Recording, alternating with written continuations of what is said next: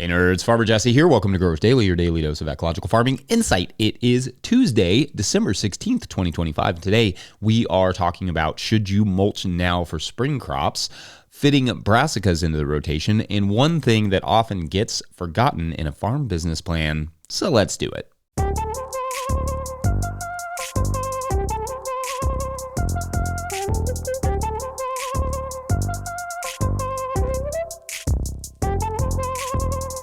All right, everyone, welcome to Tilth Tuesday. Every Tuesday is brought to you by our friends at Tilth Soil, and it's officially their pre-sale season for the 2026 growing season. So check that out at tilthsoil.com/farmers to get a pretty sweet deal on potting mix for next season. Link will be in the show notes. I hope everyone is having a nice start to your week so far. Still very cold here, but not quite as cold as it was. And that is going to change anyway into something more along the lines of hoodie weather for the holidays, or really just muddy weather. But anyway, that temperature's maybe more my speed, frankly, so I'm good with that. I did indeed get all my seeds sorted yesterday, which is not much of a filmable project, I guess, but I got a little spreadsheet with some initial notes down, and then over the next few days, I will nail down the crop plan and start getting that, seed order together. Now, I should say, if you're not there yet and you're, crop planning and seed ordering stuff, you're fine. December is always just my best window for like knocking these things out. I mean, at one point, we wouldn't really order seeds, at least not in bulk, until January. So you've got time. And even then, sometimes we would just order our spring seeds in January, and then we would do another order later on. The only thing is you miss out on some varieties when you do that, because some things will go out of stock. COVID kind of changed my perspective on that. But for the most part, I haven't seen much of what I need go out of stock recently. So that's good. Anyway, here's a question. Should you mulch now for spring crops? Obviously, the answer to this will depend on a number of different factors. The first is what condition the garden is in right now. If there is no garden, if you're just, looking at starting a farm from scratch, in other words, the answer may be different than if you do have an established garden and it's just, spending the winter fallow or with some, just residual lingering crop residue. Also, another factor is the type of mulch that you have access to: hay, straw, leaves, compost, etc. That will play a role in whether or not you should do it now or later. Then, of course, goals. Like, you're not going to want to put hay down where you plan to plant, say, carrots, because of the potential weed seeds. So I may just run through some individual scenarios where you may and may not want to mulch right now. And if you all have an additional scenario or two you want to pitch my way, then we'll tackle those later, probably on Friday. Feedback Friday, that's what we do there. On the side of reasons to potentially mulch, if there is not a mulch down right now, is just to keep the soil in place. If the soil is bare right now, it's susceptible and it's just going to be losing carbon and nutrients over the winter, as well as soil particles themselves. This is a scenario you may want to mulch, unless, of course, it plans to just stay covered in, snow all winter. Then it's probably not necessary. However, a scenario where you may not want to mulch is if the only mulch you have access to is lightly colored mulch and you want to plant those beds early. That mulch can cool your soil down, so you may want to rethink it, or alternatively plan to rake the mulch off or tarp over to help heat up the soil below the mulch, or both. The one thing you generally want to avoid, in other words, is extending your winter, which the mulch will do by regulating the temperatures. Unless, of course, you're in a really warm climate, when extending the winter may be actually a good thing. Now, for sure, I have said this before, but thinking that hay and straw mulch is the answer in every context, that just putting that mulch down will not only help make the soil workable, which it will do over time, but be a perfect weed suppressant is all well and good. But if you're in a colder climate, it will push your season back a fair bit, because those lightly colored mulches will simply keep the soil cooler, which tomatoes, don't love. Now, if it's compost mulch, that's a slightly different story. Compost mulch will not cool the soil to quite the same degree, and moreover, it is a ready-to-go planting surface in the spring when the temperatures get higher, meaning it won't take any soil prep. You can just, throw your seeds and or plants into the mulch and roll with that. Compost is cool that way. Now, obviously, it can be quite the challenge getting through a muddy garden at this time of year to spread any sort of mulches. So in some cases, if you plan to use, say, wood chips in the pathways, it's best to get those down first and then mulch over top of the beds. That way, you are not having to work with mud on the boots, which is a cruel, cold, heavy state of existence. If you don't have a garden yet and you're hoping to get a mulch down over a lawn and then be able to plant into that in the spring, well, it can work to some extent, especially if by spring you mean June, but it can take, mulch a little while to decompose a sod or whatever existing vegetation might be there, especially in the cold. And also, as always, do some good site site evaluation first, so you're not just mulching over lifeless compacted clay. In other words, you may want to do some work in the soil first to get it ready to take on whatever crop, a task that may not be possible if your soil is frozen and or wet right now. A big portion of making this sort of decision will be what you plan to do with that area as well. Again, if you plan to plant early, maybe there's a better way, like perhaps a tarp, to lock down the soil than, say, straw. Or if you don't plan to use it until the summer, maybe a cover crop actually makes more sense than, certain mulches, or certainly more than no mulch at all. And maybe that's not something you can do when it is 2 degrees outside, like it was here this week. But for some of you, you're having mild winters so far, and if you planted peas and Lacey Phacelia right now, it would take a while to germinate, but would give you a lovely spring flowering cover crop, or at least it would here in Zone 6B. It's also an easier one to terminate, so you could be planting into that area by June. I will still be doing some mulching and cover cropping soon. Literally, I will be putting in some Lacey Phacelia, cilantro, and maybe some crimson clover in that mix to have some nice spring flowers in a bed I've got. And I've also got some areas that are begging for some leaves, in fact. So that's also on the agenda for when December calms the heck down. Finally. Anyway, let me know any other thoughts or considerations about this particular topic. Otherwise, we will take a quick break and then talk about squeezing brassicas into the crop plan. Just like, get in there. BRB. Yeah, g'day nerds. We're at Parksbourne in New South Wales, Australia. We're planting some pumpkins today. I'm using sheet mulch method. That's a commercial, organically certified compost we're putting on top. Using the star pickets to weigh down the cardboard and give me a really nice level that I can use the rake to get about 25 mil of compost on top of that. Looks great. Today's episode is brought to you by Farmhand. Farmers who partnered with Farmhand say they grew an average of 63% this year because it's more than software. Farmhand is your business coach and assistant, helping to sell out, save time, and grow smarter with real data from real farms, shaping websites that convert, campaigns that sell, and fulfillment systems that run smoothly. Curious what that looks like? Meet the founder, Ari, at farmhand.partners/no-till and see the same insights and support the fastest growing farms rely on every week. That's farmhand.partners/no-till. All right, back to the show.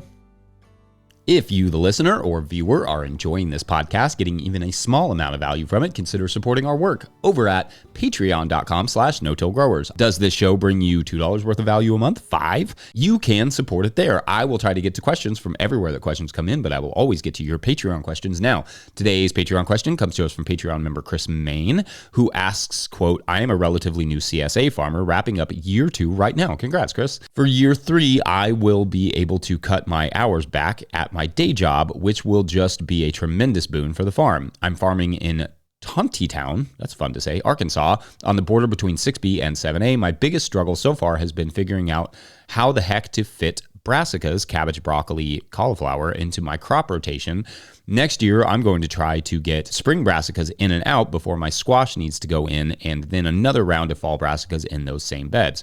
Do you have a better place for them in the rotation? Merci de m'avoir éduqué durant mon début à l'agriculture. D'une francophile à une autre. He says, thank you for educating me while I'm getting started in agriculture from one francophile to another, end quote. All right, you're welcome, and thank you for the great question. So in the South, brassicas are tough for a lot of reasons. Most of them heat, humidity, hot nights, and even hotter days. But on the other side of that is just crop rotation. You're in a similar zone as my own, and so I know that our seasons are just about long enough to get around in before our main summer crops, but not quite. And then they are a little too hot or for too long to make the fall crops very easy. But anyway, the specific rotation you suggest here is spring brassica, summer cucurbit, fall brassica. Now, I don't necessarily think this is bad, though having the same crop family in the same area in the same year is generally not ideal, in terms of an approach to disease and pest management, even though I do see sometimes people suggest using brassicas after brassicas because they, cultivate the same fungi or whatever. Not something I would recommend risking, definitely not in a warm climate. Without knowing what all you grow or on what scale, here are some general thoughts to consider. Spring brassicas are going to occupy your beds until mid-June, most likely if not longer, and your fall brassicas, based on that list, probably need to go in sometime by late July there, maybe. That's a pretty tight turnover for the crops that you suggested, assuming you mean a summer squash and not a winter squash. A winter squash would definitely be really tight, in terms of a turnaround from that into a fall brassica. So what I might suggest is finding 2 different areas to grow your fall and spring brassicas, but place them around longer season crops. Like the spring brassicas could come before a winter squash, but the fall brassica could follow spring potatoes or onions or even the garlic. Or the spring brassica could come before summer lettuce, which is perhaps a better combo than the winter squash because lettuce is a light feeder. And the fall brassicas could come after spring carrots or beets or something like that. In crop rotation, we do generally want to pair heavier feeders like brassicas with lighter ones, though if you do have a good fertility program and healthy soil and adequate water, it's kind of less important. It just really better maximizes and utilizes any fertility that you put down. So if you put down a bunch of fertility, whatever, compost or whatever you're going to use, and then you plant around a broccoli, that same amount of fertility will still help grow something like lettuce or green onions or something that isn't quite as heavy of a feeder. But if you put another heavy feeder on there, you're going to have to also add that fertility. So you're just not maximizing that compost or blood meal or whatever amendments you used. Anyway, does that give you any good ideas? My preference has long been to follow our spring potatoes with a quick buckwheat cover crop and then fall brassicas, or you could do that same thing, like after garlic, which I mentioned, though that is usually where I put my winter squash, but brassicas could work as well. Or something along those lines, but I could see a lot of different options there. So yeah, I hope that's somewhat helpful. Let us know your thoughts, dear watchers and listeners. Otherwise, we're going to take a quick break, and when we return, the thing that often gets left out of the farm plan, be right back. I really want to lounge, just like this. This is what I want to do. Today's episode is brought to you by Farm Raise. Still struggling with your balance sheet? Your lender's asking for a balance sheet and you're stuck with a spreadsheet mess or guessing your numbers? Farm Raise Tracks takes the stress out of farm finance. With one click, you can generate an accurate, up-to-date balance sheet that shows your assets, liabilities, and equity. No accounting degree required. You'll be ready for loan applications, tax season, or just a clearer picture of where your farm stands. Join thousands of farmers using Tracks to build stronger businesses. Get 20% off with code NOTIL20 at farmraise.com for the lifetime of your membership. Today's episode is also brought to you by Johnny's Selected Seeds. Johnny's Selected Seeds is a proud supporter of Growers Daily. At Johnny's, they do more than sell seeds. They grow them. They trial them to see how they perform on Johnny's research farm in Maine and across the U.S. and Canada. Only the best varieties are added to their catalog and website. When you need proven varieties you can count on and detailed guidance from seedling to harvest, consider Johnny's your trusted growing partner. JohnnySeeds.com. That's JohnnySeeds.com. All right, back to the show. Okay, so something that has been on my mind lately, especially in the winter when it seems people are, start scheming their farms together, is something that often gets left out of the farm business plan. I've talked a little bit about this before, but it is not something anyone ever really told me about. And, like when we were starting our farm business, and it's simply that I think there needs to be a small community element built into the farm plan, like 5-year goals, 10-year goals, community goals. Now, this community goals thing, it's not idealistic, I'm going to explain, but it could mean a lot of different things, right? But essentially asks the question, how are you going to build and or engage with your community through your farm? So that could be something simple like doing, the local farmers market or offering a local CSA. I think those things are fair game and simple ways to engage with the community. But it could also be having, events or dinners on the farm, having an on-farm store, sponsoring local soccer leagues. Okay, that one may be a little bit specific to us, but you get the idea. But why? Why bother with this particular element? Well, the value of community is that it builds resiliency into your farm. If you support the community around you, it is more likely to support you in times of need, like floods or whatever it may be. But this community piece doesn't have to cost money, like, a soccer league sponsorship, and can very well be a more profitable approach to a farm business than driving an hour to a good market. What I mean is that travel costs money, right? Gas, time, vehicle maintenance, market fees, all the things. So the more local the approach, the lower the overhead costs. To me, the ideal scenario is that if your food never has to travel at all, like that the customer comes to you and picks it up on the farm, so all you have to do is keep it cool and have it ready for them. So there's that. Thinking locally can just be good business. Moreover, people can be very important to yourself psychologically, just having them around in a business that is so incredibly isolating. It's nice to have people around who you know and can trust and can talk to and learn about their lives. It's fun to watch their kids grow up, fueled at least in part by your own food. The days where everyone had their banker, their grocer, family doctor, etc., are pretty well obliterated thanks to the Walmartification of the world, and then I guess now more the Amazonification of the world. But there is still both room for and desire for some of those people in our lives. And I love the idea or challenge of trying to be people's farmer. So indeed, I think it's important that we build a local goal into our farm plans, however you feel comfortable with that. And like I said, it doesn't have to be in some sort of arbitrary thing. Building community goals into your farm plan can help focus your market efforts, keep your farm small, and maybe even able to feed people locally who may not normally be able to afford your fresh local produce by not having to charge more for, say, the market fees, travel time, and all that stuff. And it can just be a profitable approach to having a farm business. Anyway, it's just a thought, and I'd love to hear what you all have to say about that. Otherwise, we're going to be done here for this Tilth Tuesday. Don't forget, No-Till Growers is now officially a nonprofit 501c3, so donations are tax deductible and greatly appreciated. I can see that we've got a few of those donations, and we really appreciate you all. You can learn more about how to do that and get your end of the year tax break in the show notes. Please make sure to like and subscribe and or follow wherever you're getting this podcast. That's an easy way to help us out as well.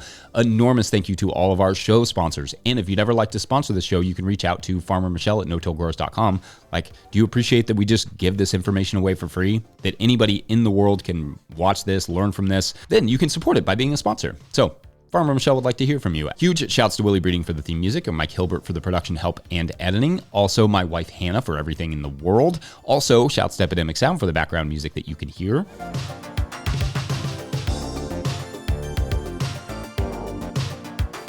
Pick up a hat or a copy of my book, The Living Soil Handbook, at notillgrowers.com to support our work.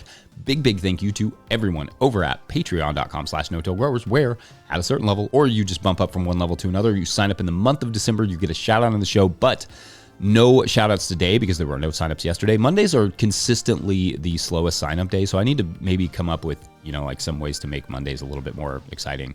Maybe like Mastodon Mondays, and I'll just like take my pet Mastodon out, and we'll like take it on a walk or let it like farm or something. I have to get a pet Mastodon first. I don't know that those are still in existence, but yeah, I think that could maybe inspire folks. Anyway, we will hear what Mr. Lakes is up to tomorrow to continue that story. Thanks for watching and or listening. We'll see you then. Bye.